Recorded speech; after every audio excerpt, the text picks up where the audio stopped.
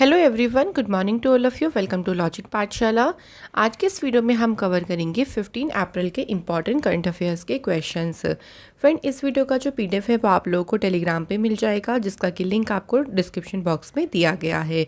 तो चलिए फिर इस इम्पॉर्टेंट सेशन की शुरुआत करते हैं एक मोटिवेशन कोट से। Stop waiting and start doing. तो वेट करना छोड़िए, करना शुरू करिए, क्योंकि जब आप वेट ही करते रहेंगे आप सोचेंगे कि कोई काम अपने आप शुरू हो जाएगा, या फिर आप ये सोचेंगे कि आपको मेहनत ना करना पड़े, आपको सब कुछ ऐसे ही मिल जाए। तो ऐसे कभी भी नहीं होता है। तो किसी भी चीज़ के बारे में वेट करना, ज़्यादा सोचना उसके बारे में छोड़िए, उस चीज़ पे वर्क करना शुरू करिए। जब आप वर्क करेंगे धीरे धीरे आप उसमें आगे बढ़ते रहेंगे, आप खुद में इम्प्रूवमेंट लेके आएंगे, बेहतर करेंगे कल से आज अपना, तो डेफिनेटली आप उस काम को पूरा कर लेंगे। तो चलिए फिर हम भी वेट किए बिना स्टार्ट करते हैं फर्स्ट क्वेश्चन से। Indian army is about to procure 150 काम system based loiter. Which company has manufactured the काम सिस्टम। देखिए, भारतीय सेना जो है ना, जो काम सिस्टम आधारित लॉइटर्स है ना, इनको खरीदने वाली है।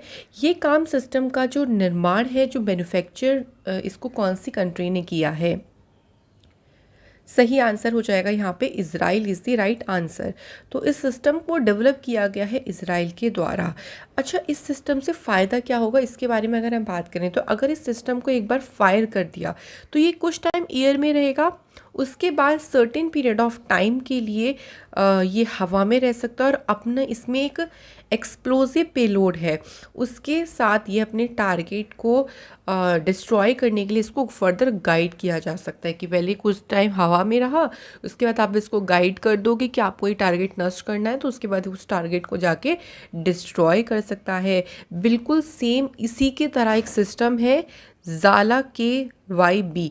इस सिस्टम को मैन्युफैक्चर रशिया के द्वारा किया गया था, और अभी जो यूक्रेन और रशिया की वॉर चल रही है, इस सिस्टम का यूज़ वहाँ किया जा रहा है। तो कभी मतलब फर्दर ऐसी सिचुएशन पड़ गई, मान लीजिए कभी ऐसी, तो इस सिस्टम से काफ़ी ज़्यादा आप कह लो जो टैंक्स होते हैं ना, उनको रिप्लेस भी कर सकता है, क्योंकि ये सिस्टम हवा में यूज़ किया जा सकता है, और दूसरी कंट्रीज़ के जो भी टारगेट्स होते हैं उनको ईजिली डिस्ट्रॉय करने में ये सिस्टम काफ़ी हेल्पफुल है। बात करते हैं फ्रेंड इज़राइल की। तो आप देख सकते हैं कि यहाँ पर है इज़राइल देश, और इधर कौन सा सी है, मेडिटेरियन सी है। इज़राइल के जस्ट बिल्कुल साइड में ही ऊपर है सीरिया। यहाँ पे देखिए जॉर्डन के साथ और इधर इजिप्ट के साथ ये अपना बॉर्डर शेयर कर रहा है। इज़राइल की कैपिटल है जेरूसलेम। करेंसी है देखिए इजरायली शेकेल। प्राइम मिनिस्टर है नेफ्तली बेनेट। प्रेसिडेंट का नाम है इसाक हर्जोग, और यहाँ के पार्लियामेंट का नाम क्या है, नेसेट। अब मैं कुछ आपको करंट अफेयर्स भी रिवाइज करवा देती हूँ इजराइल देश से। जैसे देखिए, इजराइल फर्स्ट कंट्री बनी थी जिसने सिविलियन एयर स्पेस में ड्रोन्स को अलाउ किया। इजराइल ने सक्सेसफुली टेस्ट किया सी डोम, जो कि new naval air defence system है। और ये जो सी डोम है ना फ्रेंड, जो इजराइल का आयरन डोम सिस्टम है, उसी का ही ये सी वर्जन है, आप कह लो। ठीक है। इजराइल ने कंप्लीट किया अपना successfully flight test of the Arrow 3। तो ये पूछ सकते हैं कि इसका परीक्षण किसने किया, इजराइल देश ने किया। इसके अलावा देखिए, इंडिया, इजराइल, यूएस और यूएई, ये चार जो कंट्रीज़ हैं, इन्होंने डिसाइड किया to launch quadrilateral economic forum. तो मतलब क्वाड्रिलेटरल इकोनॉमिक फोरम बनाने के लिए लॉन्च करने का जो निर्णय है वो इन चारों कंट्रीज़ के द्वारा लिया गया। तो ये हमें ध्यान रखना है इजराइल देश से। नेक्स्ट क्वेश्चन की तरफ आगे बढ़ते हैं। हु हैज़ इनॉग्रेटेड दी प्रधानमंत्री संग्रहालय इन न्यू दिल्ली। तो फिर नई दिल्ली में जो प्रधानमंत्री संग्रहालय, इसका उद्घाटन किसने किया। तो देखिए, इसमें याद इतना रटने की ज़रूरत नहीं है। प्रधानमंत्री संग्रहालय तो प्रधानमंत्री जी ने ही इसका उद्घाटन किया है, तो आप याद रखेंगे नरेंद्र मोदी जी ने इस संग्रहालय का उद्घाटन किया है। ये जो संग्रहालय ये लोकेटेड है आइकॉनिक 3 मूर्ति कॉम्प्लेक्स, और इसको इनॉग्रेट किया गया है एज अ पार्ट ऑफ आज़ादी की अमृत महोत्सव जो सेलिब्रेट हो रहा है 75 ईयर ऑफ इंडिपेंडेंस, उसी के ही चलते इसको इनॉग्रेट किया गया है। ये जो म्यूज़ियम है ये एक तरीके का सोर्स ऑफ इंस्पिरेशन है यूथ के लिए। who will able to witness the hardship each prime minister face and how they overcome them to lay the foundations of a new India।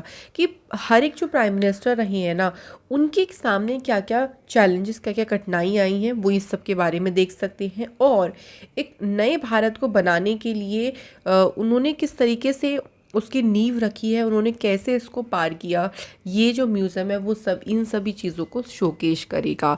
तो यहाँ पे जो हमारी यूथ है ना, वो देख सकते हैं कि किस तरीके से क्या क्या प्रॉब्लम्स को फेस करी जाती है, क्या क्या प्रॉब्लम सामने आती हैं जब इस तरीके से जो पूरी जर्नी रहती है इसमें। तो ये ध्यान रखिएगा, इस संग्रहालय का उद्घाटन प्राइम मिनिस्टर मोदी जी के द्वारा किया गया।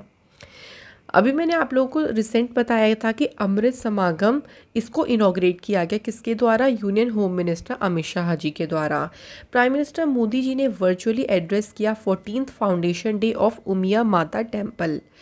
साउथ सेंट्रल रेलवे स्टेशन ने लॉन्च किया one station one product initiative को। इसके अलावा ध्यान रखेंगे कि जो एयरपोर्ट अथॉरिटी ऑफ इंडिया है, उन्होंने एक स्कीम शुरू करी जिसका नाम है Avsar scheme to provide platform to SHG। तो यहाँ पर ये सभी आपको रिसेंट न्यूज़ में ध्यान रखना है। अगला क्वेश्चन है, who chaired the national conference on localization of sustainable development goals on child friendly village and women's friendly village. देखिए क्वेश्चन में पूछा गया है कि बाल अनुकूलन गांव या फिर महिला अनुकूलन गांव पर जो ये सस्टेनेबल डेवलपमेंट गोल है, इसके स्थानीयकरण पर एक सम्मेलन हुआ। इस सम्मेलन की अध्यक्षता किसके द्वारा की गई है? सही आंसर हो जाएगा फ्रेंड्स यहाँ पे सुनील कुमार। तो इसकी जो अध्यक्षता करी गई है सुनील कुमार, जो कि सेक्रेटरी मिनिस्टर है पंचायती राज के, इन्होंने इसके इनॉग्रल सेशन जो हुआ है इसकी अध्यक्षता की है। कार्यक्रम के दौरान ये देखिए एक चीज़ और ध्यान रखिएगा, यूनिसेफ और जो पंचायती राज मिनिस्टर हैं उनके द्वारा चाइल्ड फ्रेंडली इनिशिएटिव्स पर बेस्ट प्रैक्टिसेस का एक संग्रह भी जारी किया गया है। इसी इवेंट के दौरान इसको जारी किया गया था।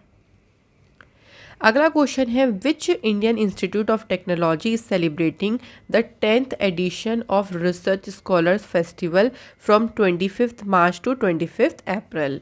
तो कौन सी IIT है जो कि 10th जो एडिशन है इसका जश्न मना रहा है? सही आंसर हो जाएगा फ्रेंड्स यहाँ पे IIT Madras is the right answer. आप लोगों से इसका एडिशन भी पूछ सकते हैं। जो ये एनुअल रिसर्च स्कॉलर फेस्ट है, इसका ये कौन सा एडिशन है? ये इसका 10th एडिशन है। इसका उद्देश्य ये है कि जितने भी स्कॉलर्स हैं, रिसर्च स्कॉलर्स हैं, उनको एक साथ लेके आना, उनको एनकरेज करना, the free exchange of ideas, मतलब जो उनके आइडियाज़ हैं, जो रिसर्च इंटरेस्टेड हैं, उनको एक तरीके से आदान प्रदान करना। तो ये जो प्रोग्राम पूरा होगा जो कि 1 महीना चलेगा, 25 मार्च से शुरू होके 25 अप्रैल तक। तो ये ध्यान रखेंगे IIT मद्रास के द्वारा जो है ये सेलिब्रेट किया जा रहा है। अब IIT की बात ही आती है तो कुछ और न्यूज़ देख लेते हैं। जैसे IIT हैदराबाद ने देखिए अभी होस्ट किया first national symposium under the quantum enabled science and technology program. इसके बाद ध्यान रखेंगे इंडिया की पहली जो indigenously developed polycentric prosthetic knee, जिसका नाम रखा गया है कदम, इसे IIT मद्रास ने लॉन्च किया। नेक्स्ट हमारी न्यूज़ देखिए, इंडिगो को प्रमोटर राकेश गंगवाल, इन्होंने एक पैक्ट साइन किया है IIT कानपुर के साथ मिलके to jointly set up school of medical sciences and technology at its campus. तो ये हमें IIT से कुछ न्यूज़ ध्यान रखनी है। अगला क्वेश्चन है हमारा, vice president M Venkaiah Naidu conferred the international Gandhi award for leprosy 2021 to dash. देखिए क्वेश्चन में पूछा गया है कि जो वाइस प्रेसिडेंट है भारत के M वेंकैया नायडू जी, उन्होंने कुष्ठ रोग के लिए जो इंटरनेशनल गांधी अवार्ड है इससे किसे सम्मानित किया गया। तो ये 2021 का अवार्ड है और बताना है कि यहाँ किसे सम्मानित किया गया। तो सही आंसर हो जाएगा भूषण कुमार। तो देखिए जो डॉक्टर भूषण कुमार हैं चंडीगढ़ से, एक तो इनका नाम ध्यान रखना है, सेकंड नाम आपको ध्यान रखना है सहयोग कुष्ठ यागना ट्रस्ट ऑफ गुजरात। तो इन दोनों को ही यहाँ पे international Gandhi award for leprosy से सम्मानित किया गया है। क्वेश्चन में ये भी पूछ सकते थे कि ये जो अवार्ड है वो किसके द्वारा दिया गया, ऐसे भी पूछा जा सकता था। तो आपका आंसर हो जाए vice president M Venkaiah Naidu ji के द्वारा। अब इन दोनों ने ऐसा क्या काम किया, देखो लेप्रोसी के लिए मिला है, मतलब कुष्ठ रोग के लिए मिला, मतलब कि कुष्ठ रोग के बारे में जो जागरूकता है उसे बढ़ाने की दिशा में इन्होंने काम किया है और इससे अफेक्टेड जो भी लोग हैं उनकी पूरी तरीके से उनकी केयर करना, इस काम को उनके द्वारा किया गया, जिसके लिए उनको ये जो अवार्ड है वो दिया गया है। अब अवार्ड एंड ऑनर्स को कुछ हम रिवाइज करें तो देखिए अभी हाल फिलहाल में ही एक बहुत ही एमिनेंट असमीज पोयम है, यानी असम से बिलोंग करते हैं, नीलमणि फूकन, इनको 56 नंबर का ज्ञानपीठ अवार्ड दिया गया। मुंबई बेस्ड जर्नलिस्ट हैं आरिफत जोहरी, इनको चमेली देवी जैन अवार्ड से सम्मानित किया गया for an outstanding women media person 2021 के लिए। मेघालय के governor Satyapal Malik and farmer research analysis wing director AS Dulat, इनको सम्मानित किया गया है संत Namdev national award for the year 2021 and 2020 के लिए। तो 2021 के लिए तो सत्यपाल मलिक जी को दिया गया है और 2020 के लिए AS दुलत को दिया गया है। अगला क्वेश्चन है हमारा, who is the author of the book जिसका टाइटल है hear yourself how to find peace in a noisy world. इस बुक को किसके द्वारा लिखा गया है, तो ये बुक लिखी है, देखिए प्रेम रावत ने इस बुक को लिखा है। देखिए हियर योरसेल्फ मतलब खुद की सुनो, खुद से प्रेम करो, है ना, तभी आप इस नॉइजी वर्ल्ड में, इस इतने नॉइजी मतलब इतना ज़्यादा जो अशांत वर्ल्ड है वहाँ पे शांति को ढूंढ सकते हो। शांति तभी ढूंढ सकते हो जब आप पहले खुद से प्यार करोगे। तो बस प्रेम से आपका हो जाएगा प्रेम रावत। नेक्स्ट देखिए हमारे पास कुछ रिसेंट बुक्स हैं, जैसे कि crunch time Narendra Modi national security crisis, ये बुक किसके द्वारा लिखी गई, doctor Sreeram Chaulia. Next book है unfilled barrels India's oil story, ये बुक लिखी गई है ऋचा मिश्रा के द्वारा। नेक्स्ट देखिए on board my years in BCCI, ये बुक लिखी है रत्नाकर शेट्टी ने। The millennial yogi a modern day parable about reclaiming one's life, ये बुक लिखी दीपम चटर्जी ने। तो फ्रेंड्स ये हमारी कुछ इंपॉर्टेंट रिसेंट बुक्स हैं, इनको ज़रूर ध्यान रखिएगा क्योंकि बुक्स एंड ऑथर से आपका डेफिनेटली एग्जाम में एक क्वेश्चन पूछते हैं। अगला क्वेश्चन है who has been appointed as a chairperson of the national commission for minorities. तो भाई राष्ट्रीय अल्पसंख्यक आयोग के अध्यक्ष के रूप में किसे नियुक्त किया गया, आंसर इज इकबाल सिंह लालपुरा जी को अपॉइंट किया गया है। तो गवर्नमेंट के द्वारा इन्हें रीअपॉइंट किया गया है, retired Punjab cadre IPS officer हैं और इनको नेशनल कमीशन फॉर माइनॉरिटी के चेयरपर्सन पद के लिए अपॉइंट किया गया। इससे पहले ये पंजाब पुलिस में डिप्टी इंस्पेक्टर जनरल के पद से रिटायर्ड हैं, ठीक है, ये ध्यान रखिएगा। अब कुछ रिसेंट अपॉइंटमेंट्स की बात करते हैं। तो देखिए eminent scholar academician Manoj Soni ये नए UPSC के चेयरमैन बने हैं। गवर्नमेंट ऑफ इंडिया ने विनय मोहन क्वात्रा को नया फॉरेन सेक्रेटरी अपॉइंट किया। विकास कुमार ये मैनेजिंग डायरेक्टर बने दिल्ली मेट्रो रेल कॉरपोरेशन के। और डॉक्टर S राजू इन्होंने चार्ज लिया है जियोलॉजिकल सर्वे ऑफ इंडिया के डायरेक्टर जनरल पद का। तो ये हमें अपॉइंटमेंट्स को भी ध्यान रखना है। अगला क्वेश्चन है who has become the second Indian batter to complete 10,000 runs in T20 for men's. देखिए जो मेंस की T20 क्रिकेट फॉर्मेट है उसमें 10,000 रन पूरे करने वाले दूसरे भारतीय बल्लेबाज कौन बन गए हैं, आंसर हो जाएगा देखिए यहाँ पे रोहित शर्मा। अच्छा रोहित शर्मा तो दूसरे हैं, पहले कौन है, तो पहले आपको ध्यान रखना है विराट कोहली हैं।